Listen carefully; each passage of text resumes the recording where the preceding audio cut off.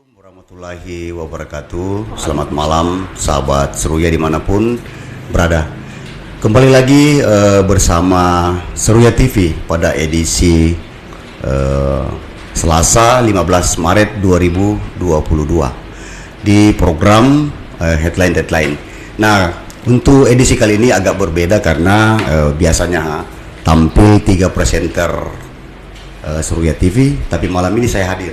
Ya, karena untuk edisi kali ini kami kedatangan tamu istimewa, seorang anak muda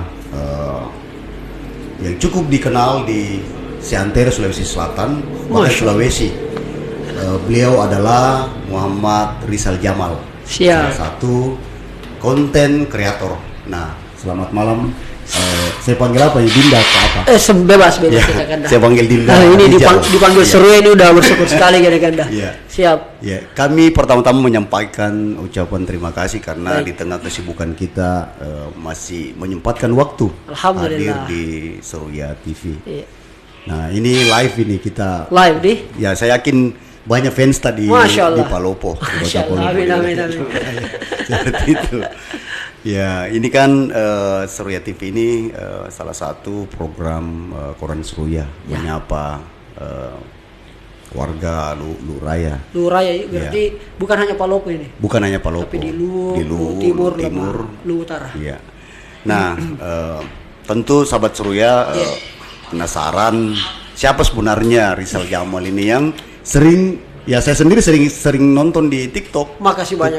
Salah satu ya boleh saya bilang kata-kata motivasi ini saya jadikan juga rujukan. Alhamdulillah. Seperti itu. Mudah-mudahan bermanfaat dan termotivasi betul. Siap, amin. Kira-kira bisa kita jelaskan sedikit apa kita sebenarnya ini konten kreator kah, influencer kah, selebgram atau apa? Masya Allah. Jadi pada dasarnya makasih banyak Anda Koran Seruya TV, pemirsa teman-teman semua.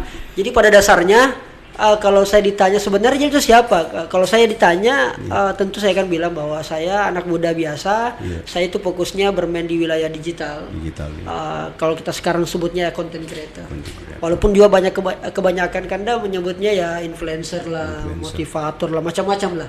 Itu tergantung persepsi masyarakat melihatnya. Karena itu adalah kebebasan daripada masyarakat dan juga netizen. Tapi kalau saya sih lebih fokus memang adalah content creator karena memang sejak masih kuliah saya sudah sering buat konten, tapi platformnya beda. Yaitu platformnya di panggung. Bikin konsep, bikin teater, pertunjukan, menyutradarai film dan sebagainya. Tapi kemudian di era digital ini kita pindahkan saja platformnya ke media sosial, ke digital. Itu aja sih sebenarnya kan. Tentunya menjadi konten kreator itu kan banyak orang berpikir, kira-kira ada suka duka tak sebagai konten kreator ini? Kalau suka dan duka pasti ada kan. Ini sukanya dulu atau? Sukanya dulu. Oh, kalau sukanya yang sekaligus juga menjadi duka sebenarnya adalah banyak dikenal. Banyak dikenali ternyata itu bukan hanya sukanya kan, tapi ada juga dukanya sebenarnya.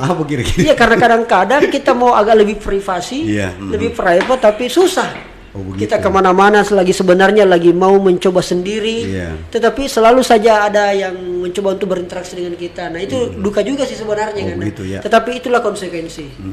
Suka yang lain adalah karena konten kita akhirnya menjadi rujukan, menjadi satu kebermanfaatan buat masyarakat yang lain. Bahkan Kanda pernah ada gara-gara konten itu berubah nasibnya Kanda. Jadi dia sudah nonton konten, apa segala macam, dia taruh HP-nya, langsung bergerak. Begitu. Iya, jadi itu yang menurut saya disitulah poinnya saya bikin konten. Nilai-nilai tambahnya. Nilainya di situ. Iya. Soal ada yang nonton, banyak yang nonton, ada AdSense-nya itu nomor 21 Kanda. Poinnya adalah ini bermanfaat buat orang. Artinya pesan-pesan moral kayak itu punya nilai. Iya, alhamdulillah itu yang menjadi sebuah kesukaan atau menjadi sebuah yang membuat kemudian saya enggak bisa berhenti karena begitu banyak hal-hal yang mampu menggerakkan. Kalau saya lihat di konten-konten yang kita bikin kan sudah banyak tokoh-tokoh bangsa yang kita podcast. Salah satunya Rocky Gerung ya. Siap, Bung Rocky, Bung Roger. Dan yang menarik itu saya sempat nonton di TikTok bahwa kita bertanya kenapa Rocky Gerung jomblo. Iya, karena pembahasan jomblo tidak ada matinya Kak. Oh begitu. Iya, tidak ada matinya Kak karena jomblo akan ketemu dengan pasangannya, tetapi di sisi lain pada saat itu juga ada jomblo baru yang muncul. Oh, begitu. Iya, jadi dia juga kayak semacam spesies baru di muka bumi ini. Semakin Begitulah. banyak jomblo semakin bertambah begitu. Bertambah juga, dan semakin banyak juga ide-ide kami untuk merosting para jomblo-jomblo. Oh, seperti itu. Iya, baik itu jomblowan maupun jomblowati kan. Kalau di TikTok itu atau YouTube mana banyak ini followers usia kisaran berapa? Oke, kalau secara jumlah tentu lebih banyak di TikTok. Di TikTok ini hampir 1 juta. Saya download itu karena TikTok per 1 Januari 2021. Iya. Kalau YouTube mulai aktif itu 2019 awal. Kalau Facebook tentu sudah lama. Instagram mainnya 2013 ke 14 itu, tetapi fokus pada content creator juga sama di 2019. Kalau followers rata-rata umur berapa? ABG kah? Ya, dia range-nya itu karena berada pada usia milenial memang 35 sampai 22. Iya. Range-nya di situ kuat. Urutan kedua baru anak SMA begitu. Urutan ketiga baru 40-an kan. Ya, dan memang rata-rata konten itu banyak ini bersentuhan dengan milenial. Iya, banyak bersentuhan dengan milenial. Pada dasarnya kan konten saya itu marketnya cuma 3 sebenarnya. Pertama itu politik pemerintahan, bisnis dan juga pendidikan. Tapi mengemas 3 market ini konsepnya milenial. Tapi ada yang menarik, saya kan juga sering nonton kita punya konten. Ada label bahwa kita dalam khusus untuk pemerintahan cenderung mengkritik seperti atau bagaimana? Iya. Mungkin karena saya mantan demonstran kan ya. Iya, pernah lempar batu juga, bakar ban kita ini kesen. Tapi cara-cara demonstran saya lebih banyak pada kesenian sebenarnya. Kalau ditanya lebih kritik ya karena pada dasarnya kami ini kan buat konten itu berangkat dari keresahan. Jadi saya itu dapat ide kan kalau saya memiliki keresahan. Oh begitu. Dari keresahan muncul kepekaan. Lalu kemudian itulah dituangkan menjadi sebuah kenyataan dalam bentuk karya. Jadi, dan itu cukup menggelitik. Masya Allah, mudah-mudahan mudah-walaupun sangat berisiko. Iya, memang sangat berisiko. Salah satu yang kita kritik kemarin kan kalau tidak salah PSSI ya. Ya PSSI kemarin. Tapi tetap kita apresiasi walaupun kalah. Saya sempat nonton PSSI yang tim Garuda Muda. Iya, tetap kita apresiasi. Betul. Nah, sahabat Surya masih panjang pembahasan kita karena untuk menggali lebih dalam sosok dari Dinda Rizal Jamal ini. Tetapi kita lewatkan dulu. Kemarin malam itu terjadi banjir di Luwu. Sempat melanda 3 kecamatan. Bagaimana kondisi banjirnya? Berikut cuplikan beritanya. Bencana alam kembali menimpa Tanah Luwu. Kali ini bencana alam tersebut terjadi di Kabupaten Luwu. Banjir melanda Kecamatan Latimojong, Bajo Barat, dan Suli di Kabupaten Luwu yang mengakibatkan warga setempat terpaksa mengungsi ke tempat aman. Kejadian ini dipicu meluapnya air di Bendungan Pembangkit Listrik Tenaga Air atau PLTA, Desa Rantebala, Kecamatan Latimojong, setelah hujan deras mengguyur sejak Senin sore hingga malam. Sekretaris BPBD Kabupaten Luwu, Aminuddin, mengatakan ada 2 desa terendam banjir. Desa itu ialah Rantebala di Kecamatan Latimojong dan Desa Bonelemo di Kecamatan Bajo Barat. Dari hasil pantauan timnya di lokasi, banjir merendam sejumlah pemukiman masyarakat. Volume air terus meningkat hingga ketinggian sudah mencapai lutut orang dewasa. Aminuddin juga menjelaskan airnya terus meninggi dan warga di desa Bonelemo sempat mengungsi ke rumah keluarga. Ada juga beberapa tempat lain yang dinyatakan aman, namun warga lebih memilih untuk mengungsi karena takut airnya semakin naik. BPBD Luwu masih melakukan pendataan warga terdampak di 3 kecamatan tersebut. Belum ada laporan berapa korban terdampak dan titik pengungsian. Sementara itu, Camat Latimojong Supriyadi menambahkan, banjir terjadi karena luapan Sungai Songgang, Desa Rantebala, Kecamatan Latimojong. Kondisi yang juga berdampak pada meluapnya di Bendungan Pembangkit Listrik Tenaga Air atau PLTA. Debit air di Sungai Songgang, Desa Rantebala, Kecamatan Latimojong meluap, sehingga bendungan di PLTA Rantebala juga ikut meluap. Kejadian tersebut mendapat atensi dari Gubernur Sulawesi Selatan Andi Sudirman Sulaiman. Dia menginstruksikan Badan Penanggulangan Bencana Daerah atau BPBD Sulawesi Selatan untuk mengirimkan bantuan ke Luwu. Andi Sudirman Sulaiman juga berharap bantuan tersebut dapat bermanfaat untuk masyarakat yang terdampak banjir. Dia juga menyampaikan terima kasihnya kepada pemerintah setempat yang melakukan peninjauan lokasi dan bantuan. Dari Kabupaten Luwu, reporter Surya TV, Haswan Hasanuddin melaporkan. Ya, sahabat Surya, kita kembali berjumpa. Nah, tadi kan kita sudah melihat berita bagaimana kondisi banjir yang menerjang wilayah Kecamatan Suli, Bajo Barat, dan La Rompong. Harapan kita tidak lagi terjadi bencana alam dan keluarga kita yang ada di 3 kecamatan itu tetap dalam kondisi aman-aman saja. Nah, kita lanjut kembali ke Dinda Rijal. Siap, Kandaku. Ya, banyak sahabat Surya pasti penasaran siapa sebenarnya cowok ganteng ini yang hadir di Surya TV malam ini. Bisa kita jelaskan sedikit? Siap. Iya. Pada dasarnya saya merupakan alumni dari salah satu kampus ternama yang ada di Kota Makassar. Karena dulu saya itu sebenarnya dapat beasiswa karena untuk menjadi seorang abdi negara dari Kementerian Pendidikan untuk menjadi dosen. Waktu itu zamannya Prof. Idrus Paturusi meminta saya itu jangan tinggalkan kampus, Jal, karena kau bikin UKM di sini, bikin karya di sini. Tapi kemudian alhamdulillah saya dapatkan beasiswa itu. Setelah di perjalanannya karena saya mengundurkan diri. Begitu. Iya, kenapa saya mengundurkan diri? Karena di perjalanan ternyata passion saya berubah. Begitu, ya. Iya, passion saya berubah lebih kepada kesenian dan kebudayaan, ke anak-anak muda aja. Makanya saya pekerja komunitas, kerja-kerja kreatif lah kira-kira, lebih kepada industri kreatif. Akhirnya sampailah hari ini yang mungkin juga akan aku kenal sebagai content creator atau buat tukang bikin video lah kalau bahasa kasarnya.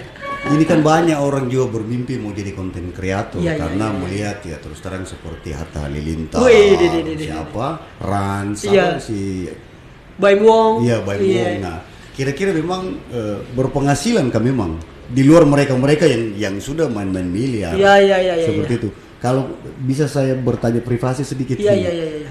Kalau sebagai konten kreator kita sudah berpenghasilan kah atau bagaimana? Iya. Jadi awal terjun bikin konten sebagai konten kreator itu kan tujuan awalnya sih bukan persoalan cari uangnya kan. Karena sempat ada niat itu di pertengahan. Kayaknya bagus kalau niat kita rubah ini menjadi cari uang. Akhirnya setengah mati kan, karena segala sesuatu yang kita bikin harus ada uangnya. Begitu. Akhirnya itu membuat kami tidak produktif. Justru niatnya memang kembali di awal adalah bagaimana yang kita buat ini memang karena kita suka. Jadi kalau saya bikin konten karena saya rasa nggak kerja. Karena memang hobi tak memang sejak kampus. Yang kedua, apakah ada penghasilannya sehari ini? Ya tentu ada, alhamdulillah. Baik yang sifatnya dari YouTube untuk AdSense-nya per bulannya, baik juga yang sifatnya offline yang kita dapatkan di luar daripada pihak ketiga kan YouTube, Google dan sebagainya. Jadi ada, alhamdulillah. Cukuplah untuk beli ngopi-ngopi di Seruya kan kira-kira begitu. Nah, ini kan memang banyak orang yang menjadi YouTuber. Terus hanya berharap begitu dia tahu faktanya ternyata AdSense ini rendah, akhirnya hilang. Karena itu tadi niatnya aja uang. Nah, saya sependapat bahwa jangan kita kejar uang. Jangan. Kita branding dulu. Betul. Ketika sudah terbranding, maka uang akan datang dengan sendirinya. Jadi prinsip konten kreator itu karena bagaimana jangan fokus ke uangnya, jangan fokus kepada hasil yang akan dicapai dari konten kita, tapi fokus bagaimana kita memperbaiki kualitas diri kita. Kualitas konten, memberikan segmentasi khusus. Saya kontenku segmennya memang untuk usia ini. Fokus di situ, maka uang datang sendiri. Kayak konten khusus masak-memasak. Ya, misalnya kuliner. Kuliner. Ada penikmatnya itu. Ada penikmatnya, ada penonton khususnya memang. Jangan hanya bahwa semua harus dibikinkan konten seperti itu. Nah, ini juga bagi sahabat Seruya yang mau jadi konten kreator, ini tips. Jangan hantam promo semua, tetapi fokus pada satu bidang. Lebih spesialis lah. Saya mau singgung-singgung sedikit ini. Kira-kira status tak ini single pika atau masih jomblo atau apa? Masya Allah. Karena banyak juga penasaran. Iya. Ini yang kita curigai, ini yang penasaran ini apakah memang sudah mengikuti sejak lama? Kalau yang mengikuti sejak lama itu pasti tahu. Tapi kalau yang baru-baru mungkin ini yang bertanya, yang baru-baru ini. Untuk menjawab itu pada dasarnya saya selalu punya jawaban politik kan. begitu. Ini karena saya sering berinteraksi dengan orang politik, jadi saya juga akan memberikan jawaban yang politik. Pada dasarnya saya itu Ganda, kalau saya sudah berada di luar, saya itu tunggal alias sendiri. Iya. Tapi kalau sudah kembali ke kandang, itu menjadi milik yang punya kandang. Oh begitu Pak. Ya, kira-kira kita tafsirkan itu. Jangan kita lo banyak bertanya. Iya, kita lo banyak bertanya. Seperti ini sudah dipaham bahwa pintu tertutup ini. Jadi pada dasarnya saya itu selalu terbuka kandang. Makanya karena saya itu sebenarnya paling nggak suka pada dihubung-hubungkan pada lebih ke dunia privasinya. Oh begitu. Iya, bahkan pernah itu ketika tahun pertama saya jalani kayaknya berhenti deh karena kehidupan pribadi kita terganggu kan. Iya. Padahal kita tahu kemerdekaan yang paling hakiki dimiliki oleh manusia adalah privasinya. Privasi. Betul. Nah kalau privasi ini sudah menjadi konsumsi orang lain, di manalah kemerdekaan itu kan? Kira-kira begitu kan? Iya. Itu yang tadi yang kita bilang apa dukanya terkenal itu iya, tadi kita pergi makan apa Rizal Jamal seperti itu. Ya nalia orang bayi tahu banyaknya nunya ini tapi ada sisi-sisi lain yang kadang-kadang masih banyak orang belum tahu. Nah ini kan di Kota Palopo ini kan juga berkembang milenial-milenials dengan berbagai kegiatan seperti itu. Nah ini kan saya lihat sering-sering Miki ke Palopo, bukan baru kali ini deh. Seperti itu. Iya. Sering-sering alhamdulillah. Iya, biar pernah juga saya lihat video lari-lari di Pancasila toh. Iya. Seperti itu. Ada kira-kira pesan-pesan bagi milenial Kota Palopo untuk berkreasi, untuk berkarya atau apa seperti itu? Pada dasarnya ada 3K yang harus dilakukan oleh anak milenial khususnya Kota Palopo untuk memberikan dia perbedaan dengan yang lain. Pertama adalah kompetensi. Ini kompetensi penting banget kan. Kenapa ketika anak muda hari ini tidak memiliki kompetensi, maka dia akan sama saja dengan yang lain. Kompetensi itu wajib, penting, mesti, karena dialah yang membedakan kita dengan yang lainnya. Makanya perlu wajib kompetensi ada skill. Kedua adalah kalau kita jago sendiri nggak bisa kan. Kita harus hari ini harus kolaborasi. Hari ini saya di Palopo dan diajak kolaborasi dengan Seruya. Bukti bahwa kita berada pada era kekinian. Memberdayakan semua kolaborasi yang ada. Yang terakhir ketiga adalah koneksi. Koneksi networking. Networking. Itu penting banget kan. Karena kenapa hari ini anak-anak muda tidak bisa merasa bahwa mau jika bergaul sesamaku, mau jika bergaul sefrekuensiku, iya cocok nih. Tetapi perlu juga terbuka dengan dunia lain, dengan kalangan-kalangan lain. Karena kita ini ada di Indonesia. Tidak ada yang jago sendiri hari ini kan. Semuanya jago bareng-bareng. Yang menarik kita bilang tadi bahwa millennials yang mau maju atau kaum muda yang mau maju harus memiliki kompeten. Nah sekarang kan banyak orang berburu ijazah. Iya. Nah kekinian sekarang ada yang berpendapat bahwa ijazah itu sudah tidak penting. Tetapi bagaimana Anda memiliki skill, kompeten, sehingga bisa bersaing di dunia usaha. Betul. Ya seperti kalau menurut kita Dinda bagaimana? Kalau saya Ganda, saya hari ini yang masih menganggap bahwa pendidikan itu masih sangat penting. Selama manusia berada di muka bumi, maka selama itu pula lah pendidikan dibutuhkan. Perbedaan orang yang memiliki pendidikan lalu terjun dalam dunia prakteknya, anggaplah misalnya berkarya atau mungkin jadi pengusaha, sama orang yang tidak punya basic pendidikan, anggaplah kalau kita anggap pendidikan itu mungkin kuliah misalnya, anggaplah seperti itu. Nah, itu sangat beda, bisa terlihat dari cara mentalitasnya dan persoalan attitude-nya. Di situ kalau kita mau lihat, walaupun kadang-kadang ini juga menjadi kritik bagi teman-teman yang bergelut dalam dunia pendidikan. Kalau hari ini Anda mengejar pendidikan S1 sampai S3, lalu kemudian level kekaryanya teman-teman atau Anda semua ini tidak dikalahkan oleh mereka yang tidak memiliki pendidikan, berarti poinnya adalah apa yang selama ini mereka jalani itu hanya berada pada rutinitas. Betul. Dia hanya berada pada itu saja, terputar-putar pada itu saja. Dia tidak melihat dunia lain. Makanya saya selalu kritik kampus. Kampus hari ini jangan hanya menjadi menara mercusuar. Kelihatan dari jauh, wih keren, bagusnya luar biasa. Tetapi orang kampus tidak memberikan kebermanfaatan yang lebih luas lagi. Itu sih kalau saya kan. Berbicara dengan kembali ke kompetensi, nah terkait kaum muda ini. Ini kan masih banyak kaum muda yang mindsetnya itu PNS. Selesai PNS tetapi kan dunia kerja sekarang kan memberikan banyak peluang kerja. Kalau kita punya skill, salah satunya tadi jadi konten kreator. Kalau menurut Dinda Rizal sendiri bagaimana kira-kira? Pertama saya sependapat soal PNS itu. Memang di kampung kita, karena ini kita anak kampung, anak desa, satu pekerjaan yang diakui oleh dunia dan akhirat, yaitu ASN. Walaupun bukan berarti ASN tidak bagus kan, itu bagus sesuai dengan orang yang memiliki passion di situ. Kayak saya ini kan tidak cocok sekali kan, pakai seragam. Iya, enggak bisa Kak, saya begitu kan. Karena keseragaman itu lawan baku bentrok dengan yang namanya kreativitas. Begitu. Kreativitas sangat anti yang namanya keseragaman dan rutinitas. Jadi kalau sudah tidak dipaksakan pasti akan bentrok. Nah, jadi kalau saya memang hari ini begitu banyak pekerjaan, begitu banyak ruang-ruang aktualisasi untuk kita, jadi silakan memilih. Lebih baik menciptakan memang daripada kita hanya mendapatkan sesuatu yang memang sudah ada porsinya. Bukan tapi ASN adalah menurut saya sangat-sangat mulia. Artinya kalau ada orang yang berada pada posisi itu atau memilih jalan hidup di situ, saya pastikan bahwa itu hatinya sangat luar biasa. Tapi karena pengabdian. Jangan PNS. Ya, mindsetnya. Jangan PNS. Seperti itu. Nah, sahabat seru ya, sebelum kita lebih jauh berbincang-bincang dengan Dinda Rijal, kita ikuti dulu satu peristiwa menarik di Kota Palopo tadi. Itu puluhan emak-emak menggeruduk Mapolres Palopo karena kecewa kebijakan kepolisian terkait expose kematian salah satu siswa SMK Negeri 2 Palopo atas nama Panca.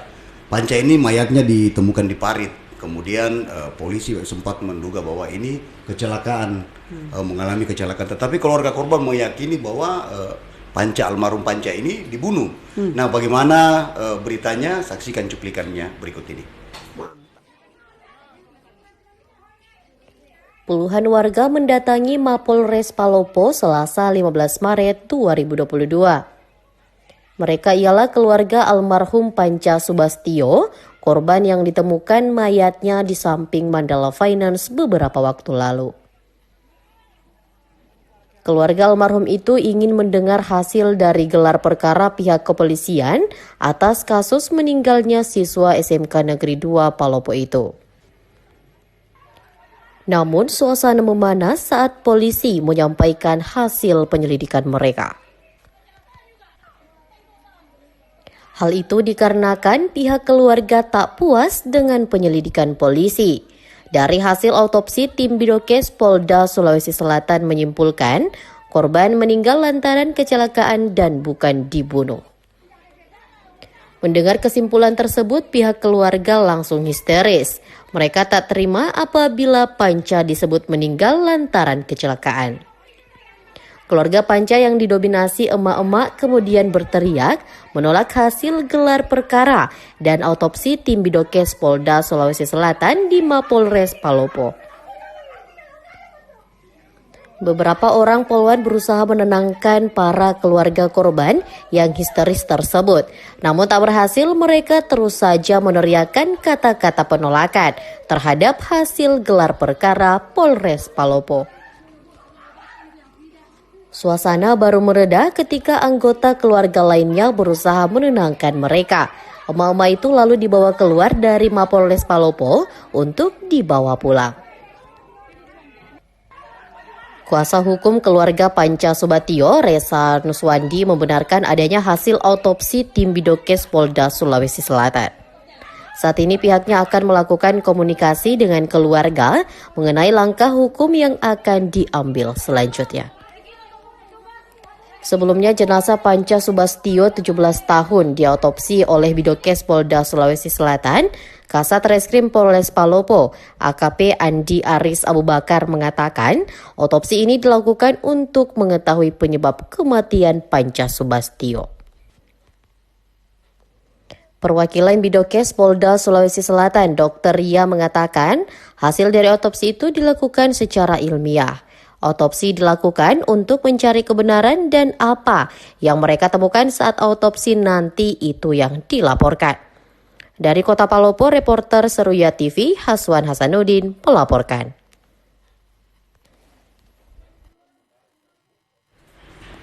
Ya, sahabat Seruya, kita kembali ke program Headline. Seperti kita lihat tadi bahwa ada harapan keluarga dari almarhum Panca ini, bagaimana keseriusan aparat kepolisian dalam mengungkap kematian Panca. Nah, sudah diekspose keinginan keluarga almarhum ini agar polisi memperjelas apakah memang hasil eksposenya itu dibunuh atau mengalami kecelakaan. Dan kita serahkan kepada polisi. Yang menarik, kita lanjut ke Dinda Rijal. Siap. Ini kan kalau kita lihat konten-konten yang sudah kita buat baik di TikTok, di YouTube dan lain-lain, banyak tokoh bangsa yang sudah kita bincang-bincang santai, termasuk orang-orang yang viral. Nah, di antara tokoh-tokoh bangsa ini siapa yang menurut paling menarik, paling menantang kita? Kalau paling menarik dan menantang, sebenarnya semua menarik dan menantang kan. Cuma mungkin kalau menarik secara per segmen itu ada. Misalnya kalau untuk segmen yang sifatnya viralitas, salah satu yang terbaru ini yang kalau kita sebut itu Marcona ya, sama Aldi Pakintaki.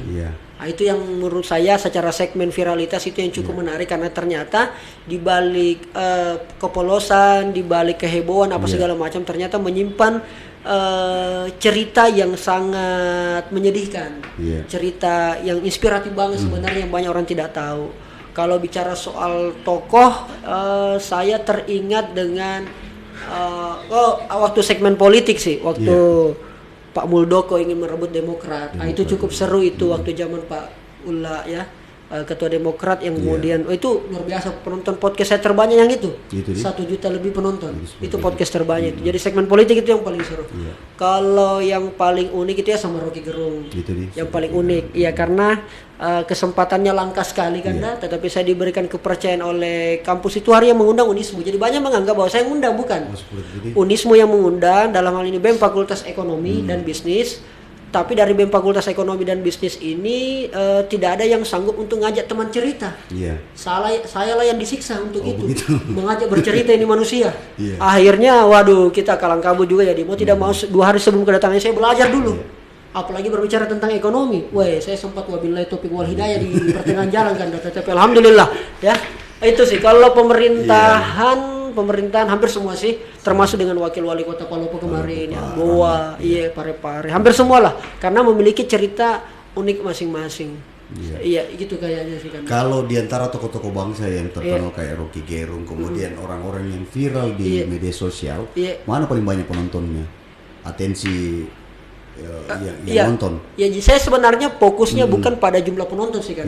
Saya lebih kepada interaksinya. Maksudnya jadi tingkat share sama tingkat komentarnya. Karena itu yang menunjukkan traffic bagus. Kalau penonton sih ya relatif lah kan ya. Apalagi memang saya buat konten itu enggak kejar views, enggak kejar penonton. Saya kejar efeknya. Contoh yang terakhir kemarin ini AHY ya kan. Memang tidak banyak jumlah penontonnya, tapi efeknya itu satu Indonesia. Itulah kira-kira. Artinya mengenai segmen tertentu, segmen politik, segmen apa segala kena semua. Ini kan mungkin ada sahabat Seruya yang mau juga belajar menjadi konten kreator. Nah, kita kan saya lihat kita punya konten-konten ini kan memang banyak-banyak juga mengamati hal-hal yang viral.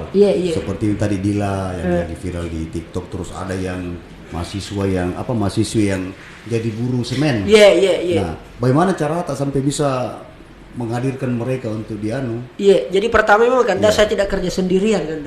Jadi Rizal itu tidak Superman lah kira-kira. Saya punya tim, termasuk yang hadir di studio ini.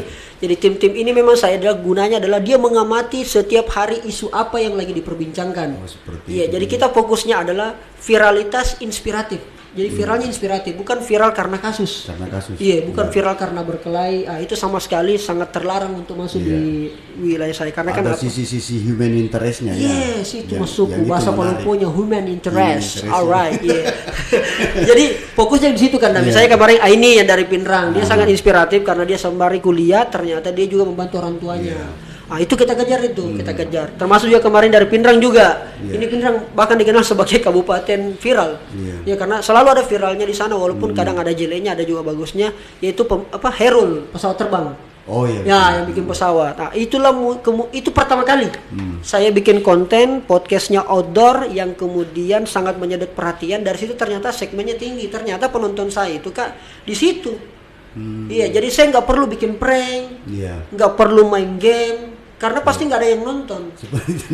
Saya pernah bikin prank karena lagi tren itu prank itu hari Kak. Akhirnya saya bikin, ternyata setengah mati. Memang pertama bukan passion, yang kedua penontonku nggak di situ. Artinya kan sudah ada penonton khusus kan, ada ciri khas seperti itu, sehingga ketika ada konten baru, pasti mereka penasaran apa lagi. Betul. Jadi politiknya ada suka, anak-anak mudanya milenial yang inspiratif, pendidikan, ada juga yang suka kalau dihadirkan cewek-cewek cantik. Begitu.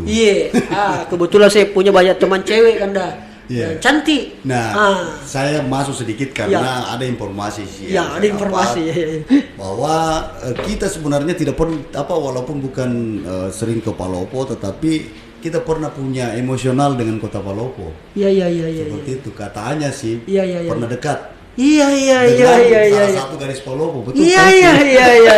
Nggak tahu kalau dia nonton tadi saya sempat baku chat ini. Begitu. Tapi lewat Facebook, Iya. Karena kontaknya sudah terblokir. Begitu. Kira-kira ya.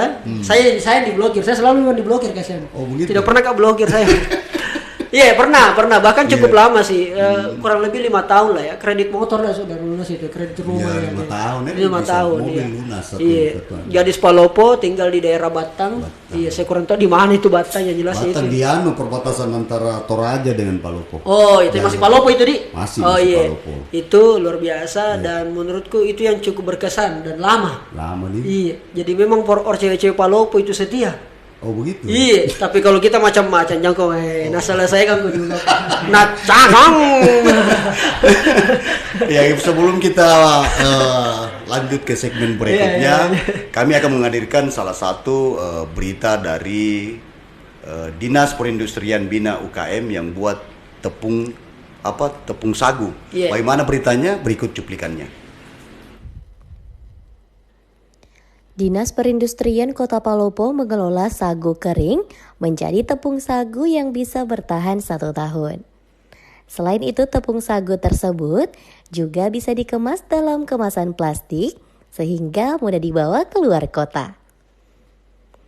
Kepala Dinas Perindustrian Kota Palopo, Burhan Nurdin, kepada Koran Surya menyebutkan bahwa sagu yang diproduksi ini nantinya akan digunakan untuk pameran. Jadi keberadaan mesin sagu di Dinas Perindustrian Kota Palopo ini selain kita gunakan untuk kegiatan produksi internal Dinas Perhubungan, untuk kegiatan pameran misalnya, juga kita gunakan untuk melatih beberapa teman-teman IKM yang bergerak di pengelolaan sagu. Ini sebenarnya yang ada ini adalah khusus untuk kita latih. Namun tidak secara maksal, tapi beberapa IKM yang membutuhkan kita layani. Demikian juga dengan pabrik yang lain seperti pabrik coklat, bagaimana kita mengolah coklat seperti itu kita lakukan di Dinas Perindustrian. Harapan kita adalah bahwa peralatan yang kita miliki ini sedapat mungkin dapat dimanfaatkan oleh IKM sesuai dengan bidang yang digeluti oleh mereka. Terkait dengan mesin sagu, ya itu tadi kita biasa jadikan sebagai wahana untuk mereka mempelajari pengolahan sagu. Karena sagu yang kita olah di sini hasilnya sangat bagus, kualitasnya cukup bagus dan daya tahan lennya juga luar biasa, bisa mencapai 1 tahun dari awal produksi sampai dengan pemanfaatan. Tepung sagu itu juga digunakan untuk melatih pelaku industri kecil dan menengah atau IKM, binaan Dinas Perindustrian yang bergerak di bidang pengelolaan sagu. Hanya saja pelatihan itu, kata Burhan Nurdin, tidak secara massal. Beberapa IKM yang membutuhkan mereka layani. Burhan menambahkan bahwa dari kegiatan produksi di Dinas Perindustrian Kota Palopo ini, diharapkan peralatan dan pabrik yang ada di Dinas Perindustrian bisa dimanfaatkan para IKM sesuai dengan bidang yang mereka geluti. Terkait dengan mesin sagu ini dijadikan wahana bagi mereka untuk mempelajari pengelolaan sagu. Sagu yang dikelola hasilnya sangat bagus dan daya tahan penyimpanannya juga cukup lama. Selain itu bisa bertahan digunakan hingga 1 tahun dari awal produksi sampai pada pemanfaatannya. Sementara itu, Kepala UPT Industri Pangan, Sugianto, menjelaskan bahwa pengelolaan sagu yang ada di Dinas Perindustrian ini adalah sagu basah yang dicuci dan disaring kembali sampai fresh untuk dijadikan tepung sagu. Ya, jadi ini sagu basah kita saring kembali, kita cuci sampai di fresh untuk dijadikan tepung sagu kering. Jadi prosesnya mulai dari pencucian sampai ke press, setelah di press dikasih kering, pakai mesin pengering, baru diayak. Ya kalau ini sagu kering dia bisa lebih tahan lama, kemudian lebih higienis lagi karena dicuci ulang kembali. Ya, tapi kalau untuk kegunaannya manfaatnya tetap sama nih. Sama deh. Kalau dia dikemas bagus bisa sampai 1 tahun Pak. 1 tahun dia. Bisa untuk bahan kue, ya, untuk tambahan kue apa segala macam. Ya, kemudian mudah dibawa kemana-mana karena dia kan sudah salah satu tepung. Ya, jadi ini kita kita siapkan mesin untuk pengolahan sagu. Yeah. Jadi dari sagu basah menjadi sagu kering. Yeah. Nah, kita di sini kalau ada IKM yang mau kelola sagunya, jadi dia datang dengan bawa bahan baku untuk dia kelola di sini, kemudian setelah jadi kan dia bisa bawa keluar kembali untuk ini dijual di luar. Kita dalam hal ini sebagai pembina di pemerintahan. Sampai saat ini sudah berapa sagu yang IKM yang datang ini? IKM yang sudah dilatih di sini sudah ada beberapa kali kita adakan pelatihan untuk IKM yang terutama yang pengolah sagu basah. Itu sudah pernah kita panggil semua ke sini untuk bagaimana proses untuk sagu kering. Setelah dicuci, sagu tersebut disaring dan dipres menggunakan alat pres. Kemudian dikeringkan dan disaring lagi hingga menjadi tepung sagu. Ditambahkan Sugianto, tepung sagu kering selain bisa diolah untuk menjadi kapurung dan juga dapat digunakan untuk bahan kue. Jika dikemas dengan baik, bisa bertahan hingga 1 tahun dan mudah dibawa kemana-mana. Karena bentuknya yang kering beda dengan sagu yang ada di pasar. Dari Kota Palopo, reporter Seruya TV, Jun Sain melaporkan. Ya, oke, sahabat Seruya, kita kembali di program Headline Deadline. Nah, ini di segmen terakhir. Sebelum kita pamit, ada yang menarik kita bilang tadi bahwa setelah kita putus dengan gadis Palopo itu diblokir Ki. Tahu nah, memang ini kan memang ada kadang-kadang orang putus baku blokir. Nah, ini untuk sahabat Seruya yang masih muda-muda, kira-kira bagaimana itu baku blokir seperti itu? Ya, pertama itu tidak bagus sebenarnya sih kalau versi saya. Walaupun kita sudah pernah punya hubungan dengan orang sebelumnya, terus kemudian secara media sosial itu tidak mau baku apa segala macam. Menurut saya itu memutus tali silaturahmi dan memutus rezeki sebenarnya. Seperti itu. Iya, jadi pemahaman kita yang sempit pada sebuah hubungan. Ya, hubungan itu betul-betul harus pokoknya kau itu milikku, tidak boleh miliknya orang lain. Konsep itu menurut saya salah gitu. Karena kita manusia adalah makhluk sosial. Harus legowo Dan dilatih kita punya profesionalitas. Karena begini Kak Herul, CBD ya, ini luar biasa. KCBD. Pada dasarnya kita kan menganggapnya hubungan itu adalah sesuatu yang memang menjadi melekat dengan kita, ya kan? Melekat dengan kita. Selama kita kurung bagaimanapun itu orang, selama dia punya keinginan untuk bermain serong atau selingkuh atau apapun bahasanya, dia akan tetap selingkuh. Tapi dilepaskan seperti apapun, kalau memang orangnya memang setia, tidak macam-macam, tidak akan itu. Seperti artinya saling kepercayaan. Iya, saling kepercayaan. Jadi buat teman-teman perempuan, selomik saja lah. Percayakan nih. Aman lagi nih. Sebelum kita pamit, mungkin ada pesan-pesan bagi kaum milenials, kaum muda Kota Palopo. Pesan-pesan milenial tadi sebenarnya itu tadi sudah saya sampaikan, tetapi lebih mengerucut lagi 2022 ini alhamdulillah tren Covid sudah menurun. Artinya apa? Mereka yang memenangkan tahun 2022 paling tidak adalah mereka yang sudah persiapkan tahun 2020 dan 2021. Yang ikut pelatihan, ikut Zoom dan sebagainya, itu pasti akan memenangkan di tahun 2022 ini. Jadi saran saya paling tidak kita mulai konsen pada wilayah-wilayah produktif dan itu kita arahkan pada entrepreneur Kanda. Kenapa kita arahkan pada wilayah entrepreneur? Karena hari ini selama Covid cuma 3 bisnis yang bertahan. Satu bisnis yang berhubungan dengan digital. Pasti bertahan itu. 2 bisnis pangan yang berhubungan dengan isi perut. Dan terakhir adalah bisnis yang berhubungan dengan kesehatan. Akhirnya kesehatan dianggap, mahal betul kesehatan. Ya, kita belajar dari COVID ini. Makanya kita berharap dengan 3La ini teman-teman milenial silakan memilih segmennya di mana.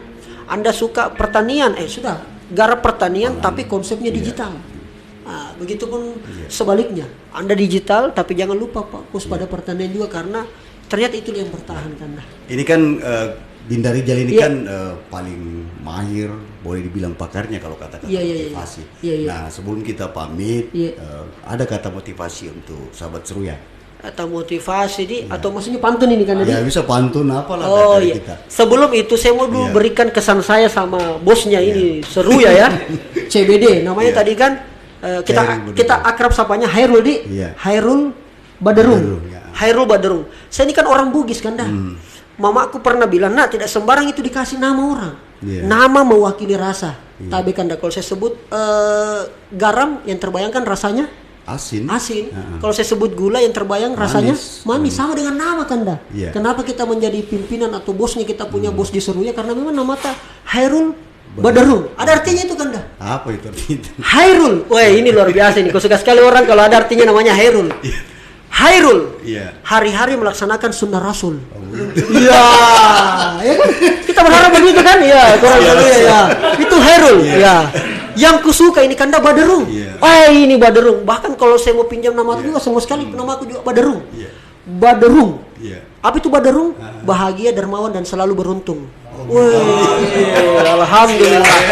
Aman lagi nih, aman. Itulah karakter dari seorang Hairul Baderung atau biasa kita akrab CBD. Nah, terakhir ini harapan saya tentu kepada kerabat kerja dan penonton setia netizen daripada Seruya kan ya? Seputar Luraya. Pantun saya mungkin mudah-mudahan ini harapan dan menjadi semangat terus buat keluarga besar Koran Seruya. Apa itu? Bilang ki cakep di sela-selanya kan tadi? Iya. Kain batik, kain kebaya. Cakep. Warnanya indah dipenuhi motif. Ya, cakep. Sukses terus buat Koran Seruya. Ya, cakep. Semoga karyanya semakin kreatif. Ya, cakep. Amin. Oke. Banyak undangannya kan tadi. Mudah-mudahan bisa. Terima kasih. Siap, selamat. Si Buki masih mampir nah. Amin. Oke, sahabat Seruya kami pamit. Assalamualaikum warahmatullahi wabarakatuh. Kamu kelas.